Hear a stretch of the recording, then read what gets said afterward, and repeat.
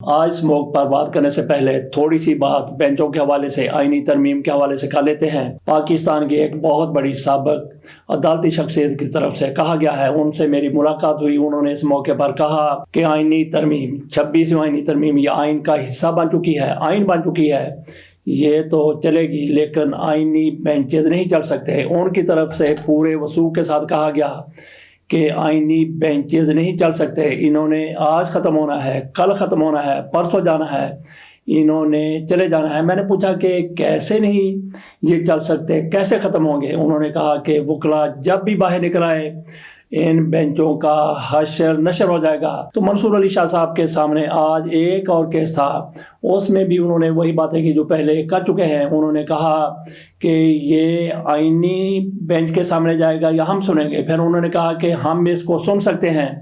تو اس طرح سے منصور علی شاہ صاحب یہ کہتے ہوئے نظر آئے کہ ہمارے پاس جو بھی کیس آئے گا وہ ہم سن سکتے ہیں، اس پر فیصلہ دے سکتے ہیں۔ نظر ثانی کا کیس بھی ہمارے پاس آئے گا تو اس پر بھی ہم وہی بات کریں گے، وہی فیصلہ دیں گے جو پہلے ایسے فیصلے ہوتے رہے۔ یہ منصور علی شاہ صاحب کی طرف سے کہا گیا ہے۔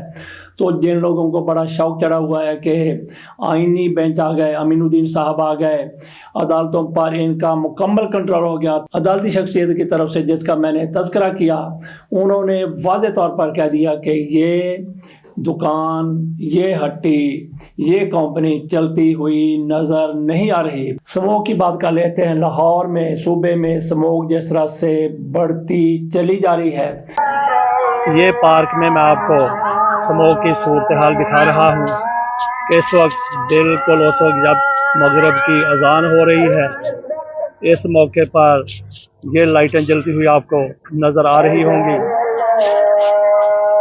بچے شام ہونے پر کھیل رہے ہیں۔ اس سے اندازہ کیا جا سکتا ہے کہ یہاں پہ اس پارک میں کتنی زیادہ دھند ہے۔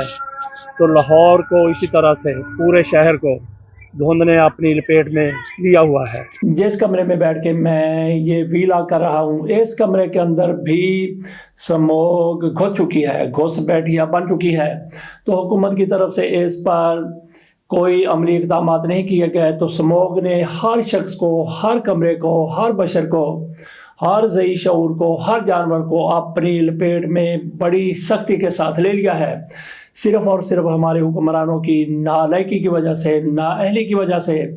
ان کی طرف سے کبھی کہا جا رہا ہے کہ بھارت کے ساتھ ہم بات کریں گے، بھارت کی طرف سے پاکستان میں سموگ آ جاتی ہے۔ کبھی کہا جا رہا ہے کہ لاہور میں اتنی زیادہ گاڑیاں چل رہی ہیں، پنجاب میں اتنی زیادہ گاڑیاں چل رہی ہیں، 17 لاکھ لیٹر پیٹرول پھونکا جا رہا ہے ایک دن میں، تو اس کی پالیوشن کتنی زیادہ ہوگی۔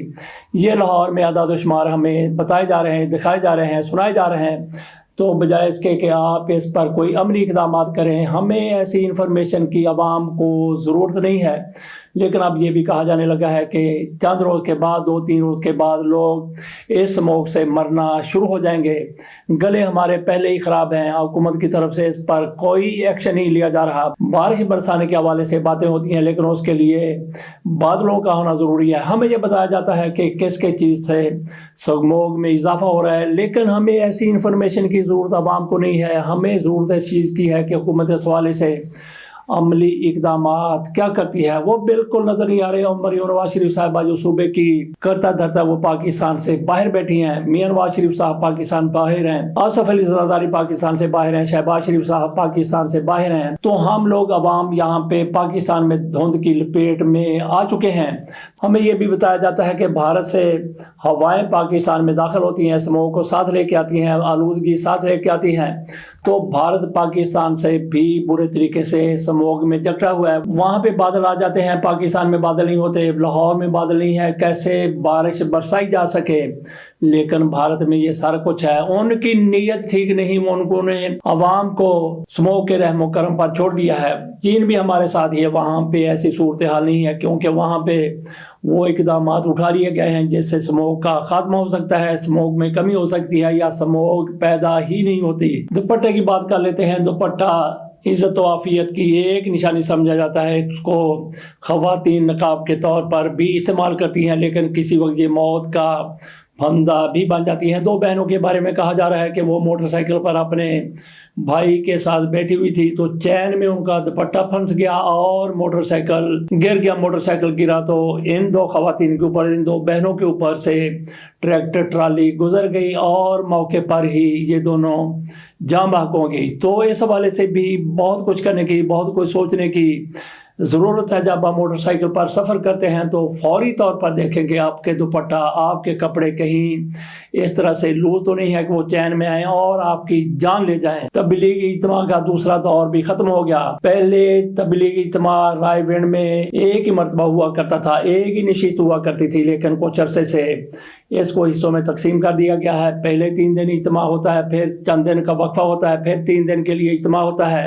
आज फिर रायविंड में इस तबलीगी इज्तिमा का खात्मा हुआ है। दुआएं मांगी गई हैं।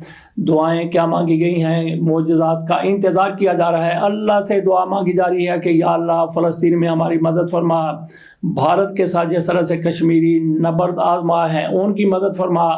और भी बहुत कोई दुआएं मांगी जाती हैं। हर मौके पर दुआ मांगी जाती है, हर नमाज के बाद दुआ मांगी जाती है। तो हम फिर दुआएं मांगने के बाद मोजज़ात के मुंतज़िर हो जाते हैं कि हमने दुआ कर दी है, अल्लाह ताला कोई मोजज़ा करेगा, फ़लस्तीन आज़ाद हो जाएगा, कश्मीर आज़ाद हो जाएगा। इसके साथ साथ समोग जाती रहेगी, हमारी मुश्किलात, हमारे मसाइब ख़त्म हो जाएंगे। यहाँ तक अपनी हम जिम्मेदारी अदा कर देते हैं कि अल्लाह के सामने गिड़गिड़ा के दुआएं कर देते हैं, अमली तौर पर कुछ नहीं करते। तो उसका नतीजा क्या सामने आता है? वही को जो कुछ हमारे साथ पूरी दुनिया में हो रहा है। राना सनाउल्लाह की तरफ से कहा जा रहा है कि आर्मी चीफ आजकल जो हैं जनरल आसिम मुनीर, उन्होंने उनका नाम लिया है। उन्होंने कहा है कि वो आँख नहीं मारते।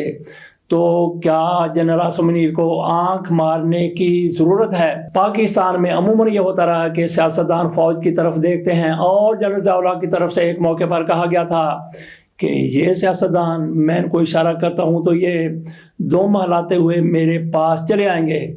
तो इस तरह से जनरलों की तरफ से कभी इशारा किया जाता है तो ये सियासतदान उनके पास चले जाते, कैसे? जैसा कि जनरल ज़िया की तरफ से कहा गया। और मेरा नहीं ख्याल कि जनरल आसिम मुनीर को किसी किस्म की आंख मारने की ज़रूरत है या किसी किस्म का इशारा करने की ज़रूरत है।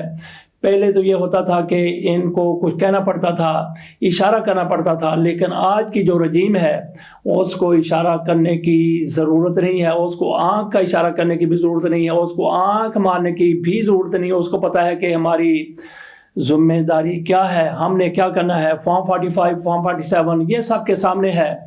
तो राना सनाउल्लाह साहब, उनको किसी किस्म का इशारा करने की ज़रूरत नहीं है, क्योंकि आप इशारों पर इस तरह से लगे हुए हैं जैसे किसी ऊँट को बांधा जाता है, उसको पता है कि मुझे बांध दिया गया है। आप एक मौके पर एक दिन उसको बेशक उसको ना भी बांधे, वहाँ पे ले जाके उसकी रस्सी ज़मीन पर रख दें। उसकी फितरत में ये शामिल हो जाता है कि मैं यहाँ पे आया हूँ, ये रस्सी यहाँ पे रखी गई है तो मुझे बांध दिया गया है। वो एक कदम भी वहाँ से हिल के इधर उधर नहीं जाता।